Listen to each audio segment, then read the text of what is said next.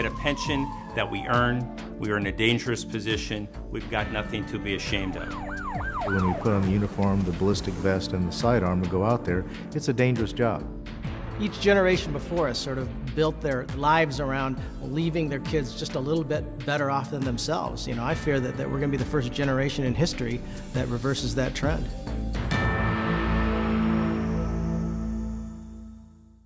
We know defined benefit pension programs are proven. They've been around since the 30s. We shouldn't be shrinking them. We should be expanding them to private sector folks so everybody enjoys retirement security. Our job is a high-stress job. We're at risk of life and limb every day. It's very important for firefighters to have this retirement because we care about our families, that if something happens to us, that they're taken care of in the future. We take a risk when we go out there every day. Police officers, firefighters, the public safety arena, and we don't know what's going to happen.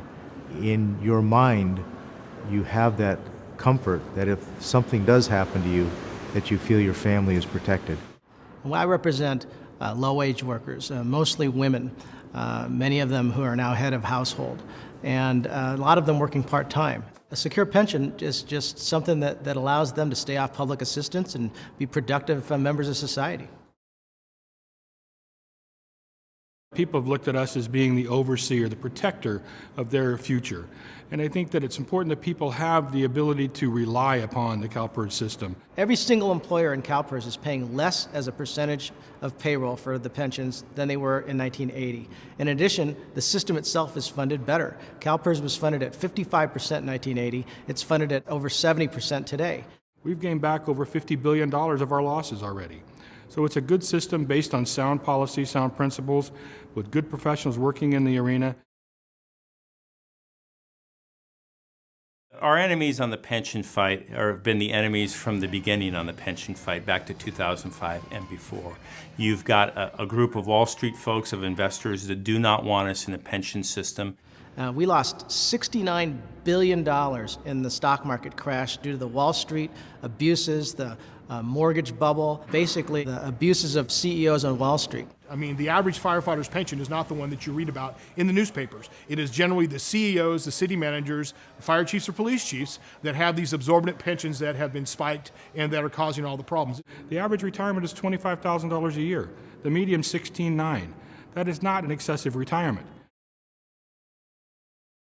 We have city managers, leaders, etc., that don't like making a pension payment, don't like that trust that's given between the citizens and the employees for a lifelong sustainable retirement. The employers took pension holidays. The employees never took a pension holiday. When the employers were paying zero, the employees were paying their full share. It would have been great if the city hadn't taken the holiday from putting in their portion of their contributions, because today there wouldn't be the problem that we're facing.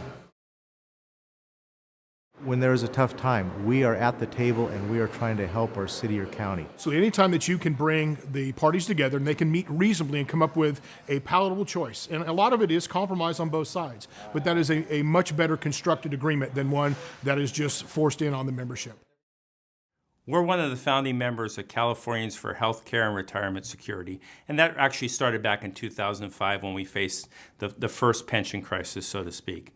What's been nice about that group is it's not just labor folks, it's retirement systems, it's retirees, it's all the folks that come under the umbrella of the retirement system. And the real people in the street, they support their firefighters, they support their police officers, they support their teachers, they support their bus drivers. So, we know we have that support out there, and we're able to take advantage of that by having a broad group of people working together.